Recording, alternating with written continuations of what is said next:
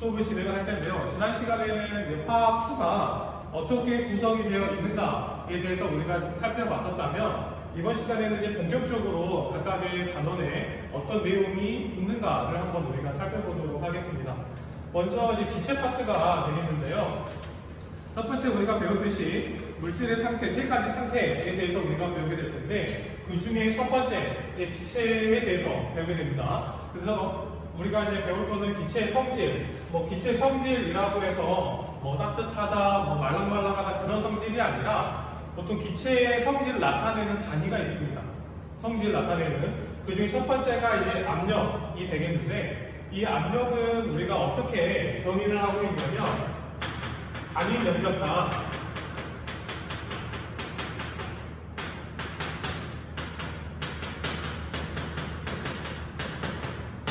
단위 면적당 받는 힘을 우리가 그 기체 압력이라고 하게 됩니다. 그래서 이거를 만약에 수식으로 한다면 압력은 면적분의 힘 이렇게 우리가 기록할 수 있겠습니다. 자, 그러면 이 기체 압력 단위 면적당 받는 힘이라고 했었는데 그럼 여기서 말하는 힘은 무슨 힘이냐? 바로 기체 분자가 가는 힘이 되겠죠. 기체 분자가 막 움직이면서 기체 분자는 터지는, 확산되는, 스스로 움직이는 성질을 가지고 있기 때문에 이 기체 분자가 움직이면서 용기 단계에 있다면 용기, 다른 그릇에 담겨 있다면 그릇의 벽을 때리게 됩니다. 그때 그 때리는 힘을 우리가 압력으로 나타나게 되는데 이 압력이 생기는 이유는 뭐냐면 기체 분자들이 끊임없이 운동하기 때문이죠. 기체 분자들이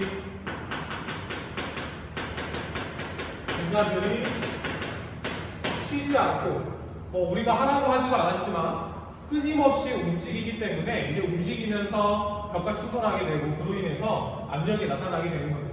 이 기체에 대한 운동은 우리가 이제 여기서는 나와 있지는 않지만 기체 분자 운동론이라고 하는 내용으로 설명을 할 수가 있는데 그 내용은 여기 교과서에 실려 있지 않기 때문에 따로 설명하지는 않고 그 중에 몇 가지만 추려서 본다면 기체 분자는 무질서하게 움직입니다. 그래서 그런 것으로 인해서 나타나는 힘, 이걸 우리가 이제 압력이라고 하게 되고요. 또 압력은 그럼 압력이 어떤 경우에 커지게 되느냐? 그럼 세게 밀 때 힘을 세게 가하면 당연히 압력이 커지겠죠. 근데 이걸 단순히 그냥 힘의 크기가 커지면이라고 하지 않고 어떤 기준이 필요합니다. 그래서 어떤 기준으로 말하게 되냐면 단위 시간 동안, 일정 시간 동안이죠. 단위 시간당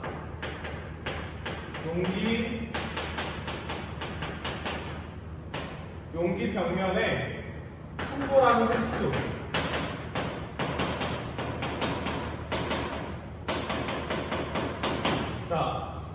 일정 시간 동안에 그 용기의 벽면에 많이 부딪히면 더 많은 힘을 받을 수 있기 때문에 당연히 압력이 커지게 되겠죠. 그래서 횟수가 증가하게 되고 또 이 단위 시간당 용기 평면에 강하게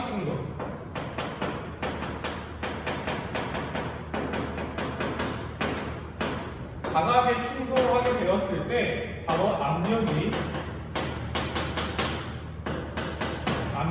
커지게 됩니다.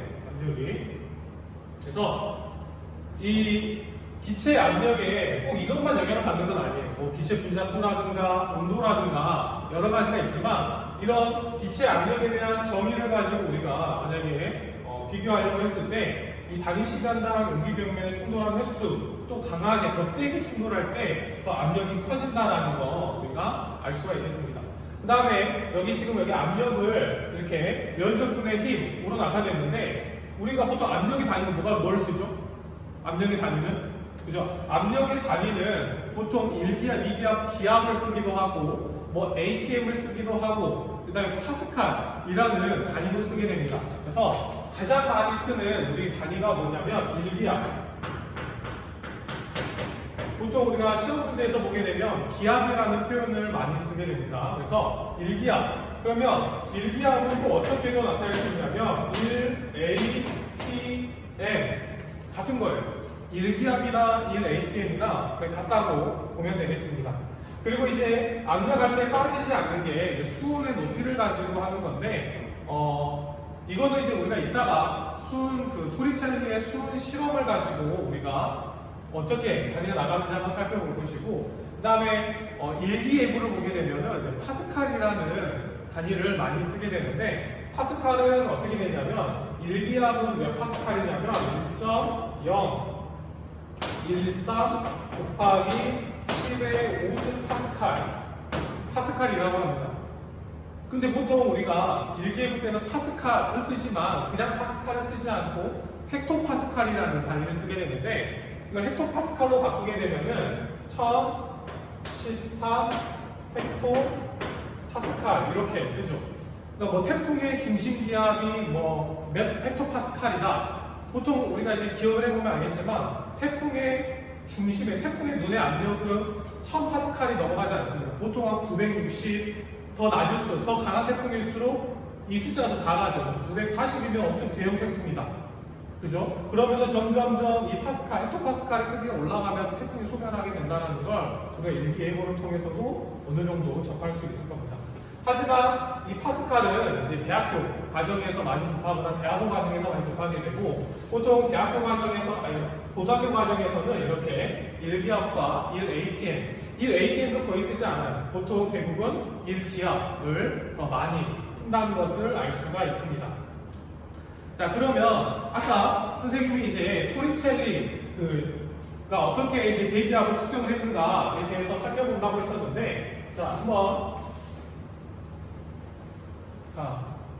이거는 이제 교과서에도 나와 있는 그림이니까 한번 살펴보면 좀 약간 이게 조명이 좀 안 좋아가지고 이게 이쪽이 좀 빛반사가 있어가지고 좀 안 보일 수 있는데,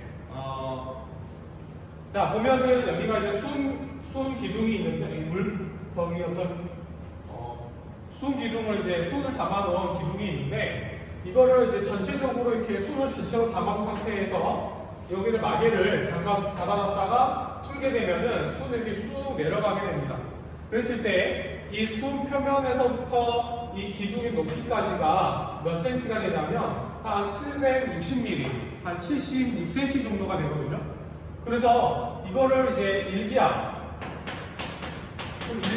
이런 높이를 어떻게 하느냐, 바로 760mm Hg 이렇게 표현을 합니다. 그래서 가끔 문제에서 일기압이 아니라 그냥 760mm Hg 또는 76cm Hg 이렇게 표현하는 것도 있어요. 같은 일기압, 대기압을 나타내는 거기 때문에 헷갈리지 않았으면 합니다. 자, 그래서 이렇게 수은의 높이를 가지고 우리가 살펴볼 수 있는데, 그럼 왜 물이나 다른 액체를 사용하지 않고 수은을 쓸까요? 왜냐하면 이 수은의 같은 경우에는 액체에 비해서 밀도가 매우 크기 때문에 이게 실제로 76cm밖에 나오지 않아요. 만약에 물이나 다른 뭐 에탄올이나 이런 걸 사용을 하게 되면 이 수은보다 밀도가 훨씬 작기 때문에 엄청나게 높이가 높게 나옵니다. 한 20m 이상 나올 수도 있어요. 그렇기 때문에 실질적으로 측정이 불가능할 거 아니에요. 이런 기다란 유리관을 만들 수 없기 때문에. 그래서 실질적으로 수은이 가장 어떻게 보면 많이 사용되고, 실질적으로 실험실에서도 할 수 있는 그런 실험이 되겠죠. 자, 그러면 이게 어떻게 해서 76cm의 높이가 되고 더 이상 내려가지 않고 되느냐, 이렇게 생각을 해보면 됩니다.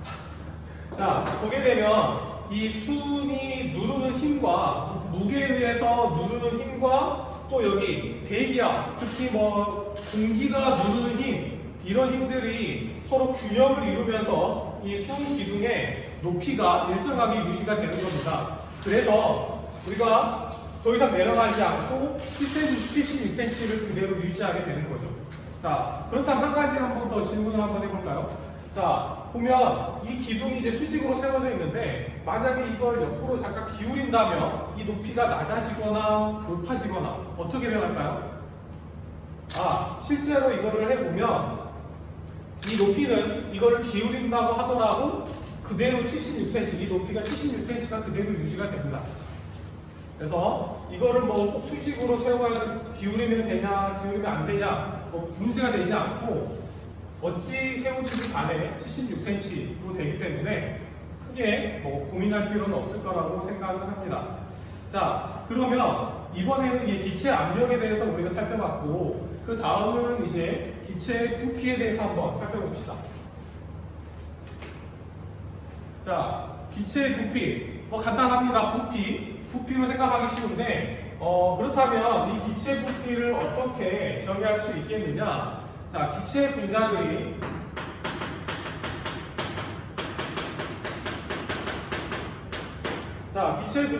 운동하는 공간,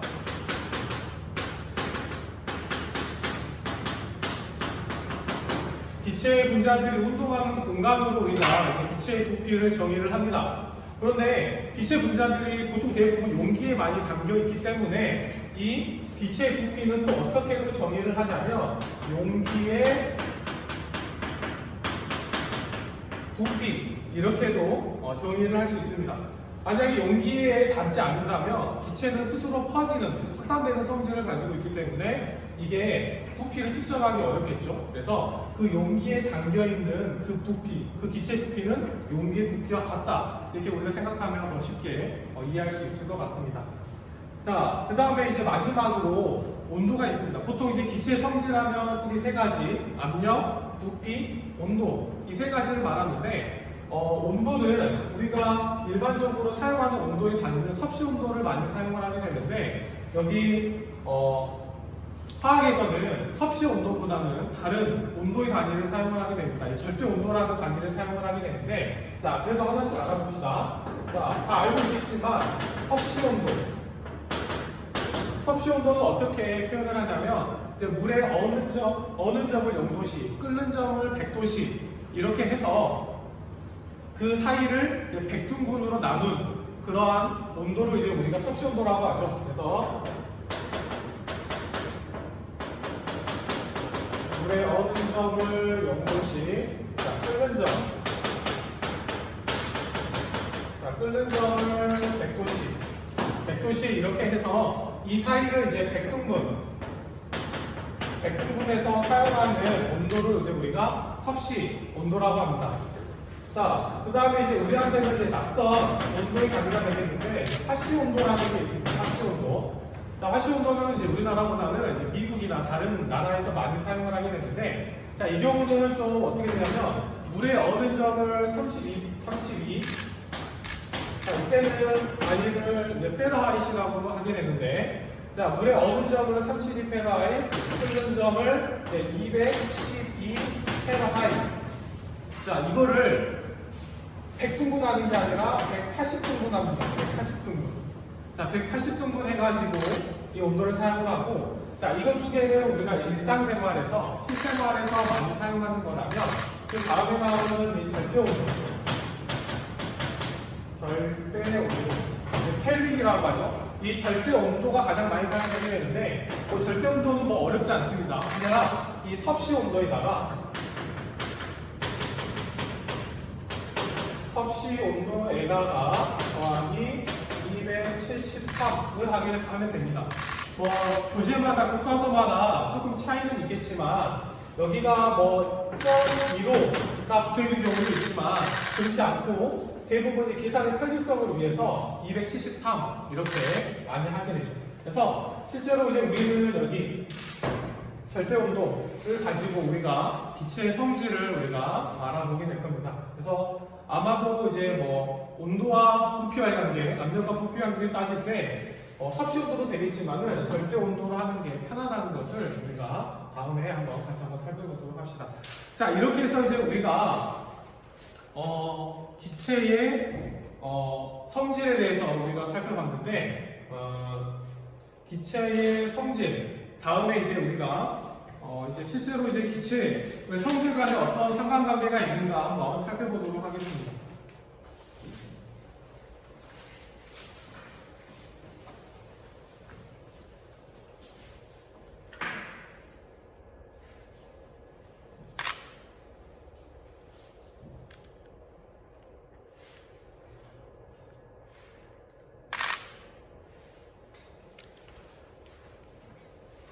자, 그럼 이제 우리가 이제 기체 압력, 우리 앞에서 배웠던 기체 압력과 부피가 서로 어떤 관계가 있는지 한번 살펴볼 텐데, 자, 여기에 있는 압력, 보통 압력을 우리가 P, 그다음에 부피는 기호로 V 이렇게 나타냅니다. 자, 이제 한글보다는 이렇게 기호로 표현하는 게 훨씬 더 이제 익숙할 텐데, 자, 그렇다면 기체 압력과 부피는 서로 어떤 관계가 있는가?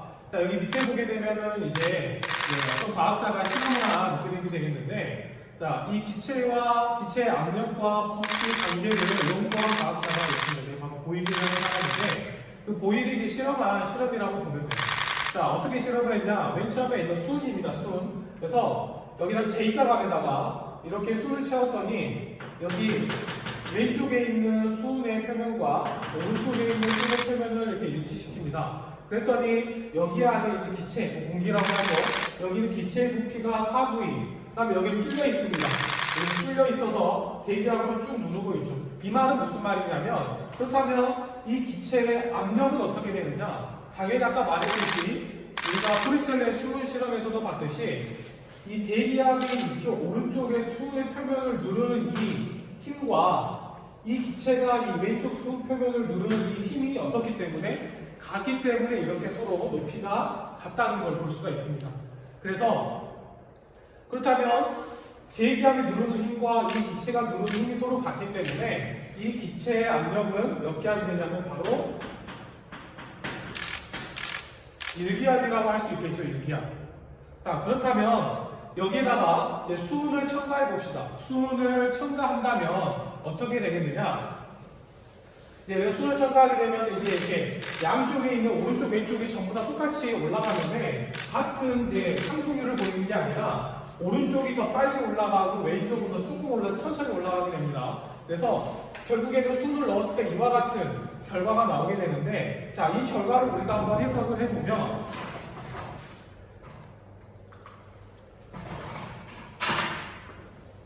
자, 우선은 어떻게 보냐면 아까 봤듯이 여기 있는 이 왼쪽의 수은의 표면을 일치시켜가지고 여기까지 이렇게 딱 보조선을 그은 다음에 그러면 여기가 지금 수은이 더 높이 올라와 있죠. 몇 센치만큼 올라와 있냐면 한 76cm 정도 올라와 있습니다. 그러면 이걸 이제 우리가 수은을 더 넣었을 때 이 기체의 압력이 얼마만큼 되겠느냐 보게 되면 아까 말했듯이 여기서 이렇게 누르는 기체의 힘과 여기서 이제 어떻게 보면 아까는 높이가 같았기 때문에 대기압만 누르는 힘만 따지면 됐었는데 일치시켰을 때 대기압 플러스 또 뭐도 누르죠? 수은 기둥 76cm만큼 더 누르게 됩니다. 그래서 여기에서 이렇게 누르는 거 대기압 또 여기서 누르는 수은 기둥 76cm의 이 힘을 합쳐야지 바로 이 기체의 압력이 나오게 되는 거죠. 그러면 여기가 몇 기압이 될까요? 대기압은 우리가 1기압 이고 아까 수은 기둥 76cm는 몇 기압이었죠? 1기압. 따라서 1기압 더하기 1기압은 여기가 바로 2기압이 되는 겁니다. 2기압. 자, 그때 부피를 한번 살펴보면 최초에 수은을 넣기 전에는 4V였는데 수은을 넣고 났더니 2V로 부피가 절반으로 줄었어요. 근데 압력은 몇 배가 됐죠? 압력은 2배가 됐죠. 2배.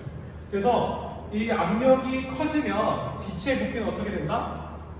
작아진다. 반비례한다는 걸 우리가 알 수가 있는데 이건 우리가 굳이 선생님이 설명하지 않더라도 우리가 알 수 있어요. 왜냐하면 우리가 풍선을 압축하거나 주사기 실린더를 압축하거나 그러면 어때요? 이게 부피가 줄어들죠. 그러니까 압력, 즉 기체에 힘을 가하게 되면 부피가 줄어든다. 반비례하게 된다. 자, 이런 압력과 부피 관계를 이제 표현을 할 수 있는데 이거를 이제 조금 더 그래도 과학의 어떤 법칙으로 한번 설명을 한번 해보면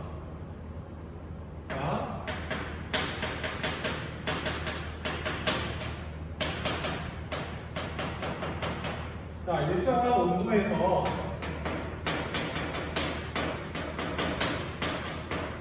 일정량의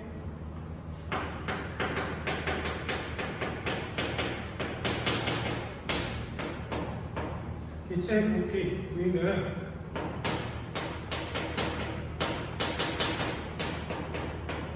압력의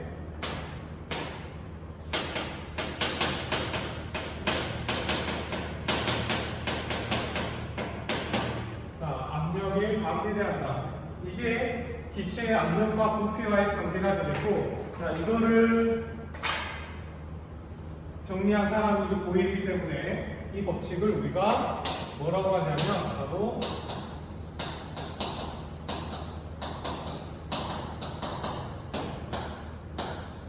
보일 법칙이라고 합니다. 자, 이 보일 법칙에서 우리가 좀 눈여겨봐야 될 부분은 어디냐면 바로 일정한 온도가 일정해야 되고 일정량. 보통 이제 문제에서 양이라고 하긴 했는데 우리가 이제 앞에 화원에서 배울 때 몰수라고 생각하는 거예요. 몰수.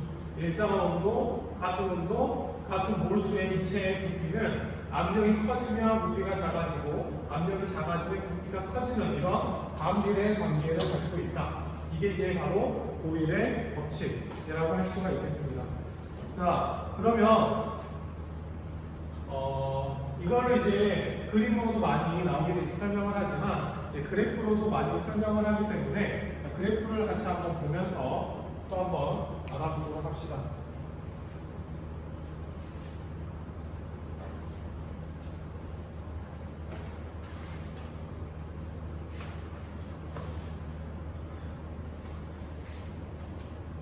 이런 온라인 그게 조금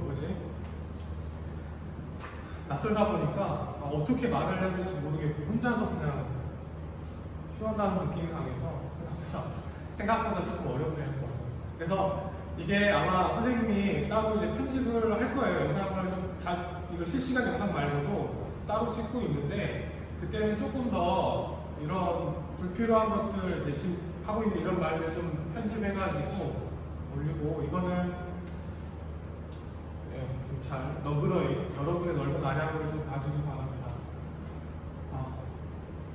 그리고 이제 지금은 이제 3학년만 계약을 하는데 나중에 이제 1년에 같이 계약했을 때 이 스트리밍이 제대로 또 운영이 될지 가끔 지금 보니까 계속 이제 스트리밍 상태가 이제 안 좋은 상태가 떠가지고 좀 버퍼링도 좀 걸리고 있는 그런 것 같은데 좀 양해 부탁드리고 잘 해주길 바랍니다. 자, 여기를 보게 되면 이제 아까 우리가 배웠던 보일의 법칙.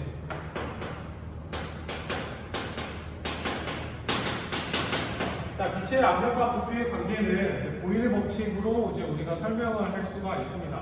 자, 보일의 법칙이 뭐라고 아까 방금 썼다 지웠는데 일정한 온도, 일정량의 기체의 압력과 부피는 반비례한다. 이게 보일의 법칙이었는데 자, 보면은 이렇게 보일의 법칙을 그래프로 나타낸다면 이렇게 할 수가 있습니다. 자, 그래서 여기 있는 이 첫 번째 점을 1번, 여기를 2번, 여기를 3번이라고 이렇게 할게요.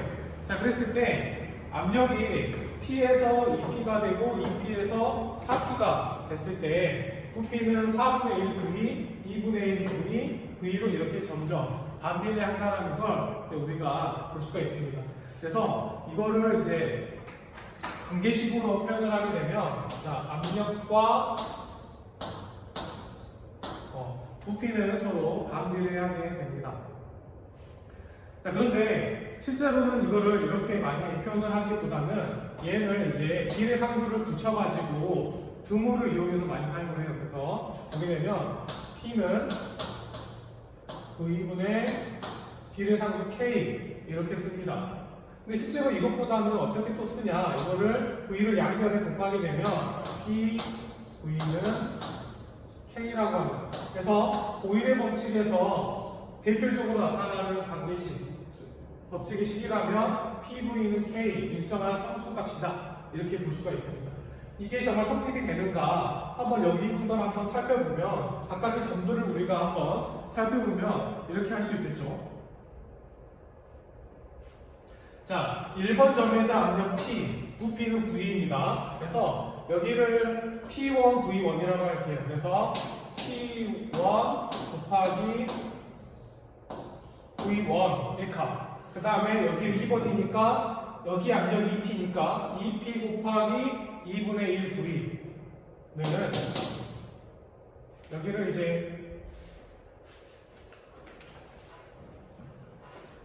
1번, 내가 1번 쓸 때 헷갈리니까 P, V가 되겠죠? 그럼 2번은 어떻게 되죠? 2번은 2P 곱하기 2분의 V 따라서 땡땡 약분되면 PV 값하고 같게 되고 그 다음에 3번의 경우에는 4P 4P 곱하기 4분의 V 땡땡 약분돼서 또 PV가 돼서 똑같습니다. 그래서 1번, 2번, 3번 점에서 이 압력 곱하기 부피의 값은 항상 같다라는 거죠.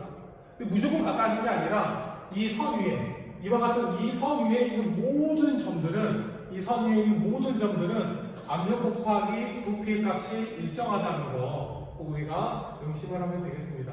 그러면 여기 이 곡선인데 이 선 위에 있는 모든 점들이 무조건 압력 곱하기 부피만 일정하냐? 그게 아니라 또 어떤 값도 있냐면 우리가 동일의 법칙에서 무엇을 가정했죠? 처음에 기준이 뭐냐면 일정한 온도, 그 다음에 일정한 량이라고 했기 때문에 이 선 위에 있는 모든 점들의 온도는 일정합니다. 일정하고 또 모든 점들은 같은 몰수예요. 온도 일정하고 몰수 일정하고. 이것도 많이 물어보기 때문에 좀 우리가 기억을 해두면 되겠고, 선생님 그러면 온도가 다르면 어떻게 되나요? 자, 온도가 다르면 이 곡선에서 위로 올라가거나 아래로 내려가는 그래프가 추가로 그려지게 됩니다. 그죠? 그때 서로 다른 선일 때는 이게 성립하지 않아요.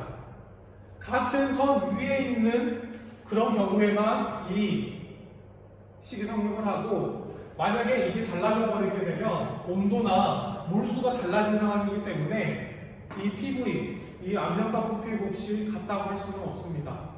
약간 그런 경우 나오게 되면 그렇게도 나올 수 있기 때문에 한번 잘 생각을 해보고요. 자, 그래서 이렇게 많이 표현을 하죠. 이렇게 PV 이거를 조금 더 교재에 나와 있는 식으로 표현을 해보면 P1, V1 이퀄 P2, V2 이퀄 P3, V3 이렇게 할 수 있습니다.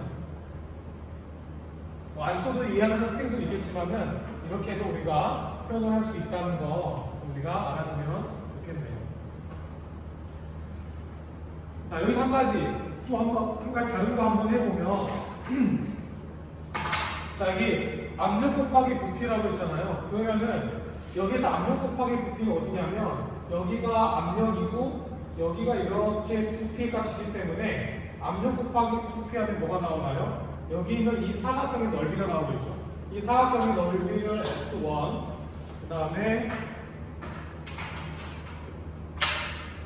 여기 2번 지점에서의 압력 곱하기 부피 또 이 사각형이기 때문에 이 사각형을 S2라고 하고 그 다음에 마지막으로 여기 3번 지점을 가지고 해보면 이렇게 이 사각형의 뭐가 되죠? 넓이가 되죠. 이거를 S3라고 했을 때 S1, S2, S3의 관계를 우리가 어떻게 표현을 할 수 있느냐 바로 S1, S2, S3 이렇게 표현할 수 있습니다. 이렇게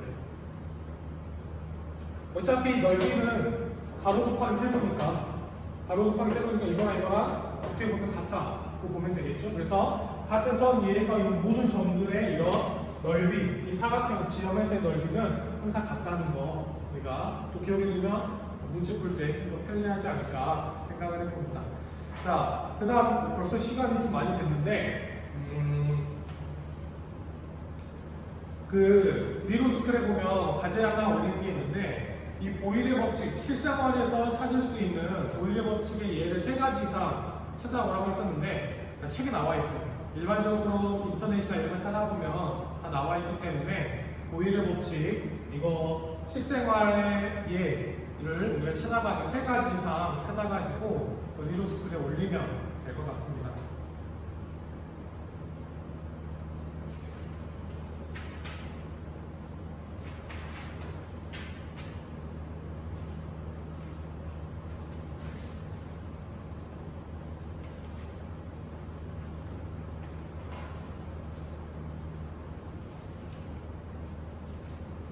자, 그래서 보일 법칙과 관련된 현상 3가지 이상을 조사해서 미드스쿨에 아마 오늘 10시까지인가 될 거예요. 이제 교과마다 조금 그 기간이 제출 기간이 다르기 때문에 꼭 확인을 해서 그 기간 안에 제출해 주길 바랍니다. 그 다음에 이제 기체의 온도와 부피와의 관계. 우리가 방금 전에는 압력과 부피와의 관계를 따져봤다면 지금은 이제 온도와 부피와의 관계, 부피와의 관계를 한번 살펴보도록 할게요. 자, 그래서 온도는 보통 대문자 T라고 쓰고 부피는 V 이렇게 쓸 수 있습니다. 그런데 이거는 어렵지 않아요. 압력, 우리가 앞에서 배웠던 보일러 법칙도 어렵지 않아요. 왜냐하면 실생활에서 많이 볼 수 있는 거기 때문에. 그리고 기체 온도와 부피와의 관계에서 우리가 너무나 많이 봐오고 우리가 무의식 중에 많이 했던 행동들에 많이 포함되어 있으니까 찾아보면 되겠고, 그래서 우리는 이 사실을 온도와 부피와의 관계를 경험적으로 알고 있어요. 어떤 관계가 있죠? 온도가 높아지면 기체의 부피는 커진다, 팽창한다 이렇게 알고 있죠. 그래서 굳이 우리가 선생님이 정리하지 않더라도 기체의 온도와 부피는 무슨 관계? 비례 관계를 하고 비례 관계가 있다라는 것을 누구보다도 더 잘 알 수가 있습니다. 그런데 여기서는 이제 이 정확하게 좀 어떤 아까 보일러 법칙에 나왔던 것처럼 정확한 기준을 놓고 좀 더 세밀하게 좀 더 자세하게 한번 알아보는 시간을 갖도록 할 텐데, 지금 조금 시간이 애매해서 간단하게 이제 소개만 하고 마무리를 좀 할 것 같아요. 그래서 이 온도와 부피와의 관계를 이거는 좀 시작을 하게 되면 끊기가 좀 애매하기 때문에 이거는 다음 시간에 하도록 할게요. 생각보다 좀 준비가 좀 늦어가지고 이게 좀 수업을 늦게 시작한 점, 또 선생님 실수로 이제 강좌를 좀 잘못 오픈을 해서 접속이 조금 늦었던 점을 좀 사과의 말씀을 드리고, 생각보다 선생님이 준비한 것보다 친구도 훨씬 더 못 나가서 선생님은 준비를 그 이상까지 무조건 오늘 안에 사례 법칙까지 할 수 있을 거라고 생각을 하고 좀 준비를 해왔는데 좀 그게 안 돼서 좀 아쉽고, 아마 내일 또 들었는데 내일에는 조금 더 준비를 잘 해서 좀 더 매끄럽고 좀 더 많은 양, 이게 지금 늦게 시작을 하다 보니까 좀 급한 감이 없지 않아 있어요. 설명할 건 많은데 제한된 시간이 없다 보니까 막 이리 갔다 저리 갔다 할 수도 있으니까 그 부분들 조금만 양해 부탁드리고, 한번 교과서, 이게 선생님이 주로 이제 보는 교재들이 많이 있는데 아마 시중에 다 볼 수 있는 것들이, 한번 관심 있는 학생들은 시중에서 뭐 완자라든가 뭐 수능 특강이라든가 EBS 파트 말하는 겁니다. 그래서 참고해서, 어차피 수능 특강 화학부는 이제 EBS 홈페이지에 그 교재로 나와 있기 때문에 연계 교재로 업로드가 되어 있어 탑재가 되어 있으니까 그거 보고 공부해도 좋을 것 같아요. 그래서 다음 시간에는 좀 온도와 부피, 이제 샤르의 법칙이라고 하는 이 온도와 부피와의 관계를 연구한 과학자가 샤르, 프랑스 과학자 샤르인데, 그 샤르이 어떻게 정의를 했는가, 또 어떤 결론을 내렸는가에 대해서 우리가 한번 살펴보도록 하겠습니다. 선생님이 어떤 이 장비 세팅상 실시간 세팅이 조금 어려워요. 그래서 그 부분을 궁금한 사항이나 건의 사항이 있으면 좀 해주면 될 것 같고, 이게 목소리가 울리는 건 어떻게 할 수가 없는 것 같아요. 마이크를 연결을 해야 되는데 아직 따로 하지 않고, 아마 선생님이 이거 말고 좀 편집본 같은 경우에는 조금 음성이 조금 더 괜찮을 수도 있어요. 그래서 그거 보고 학습에도 충분히 도움이 될 것 같습니다.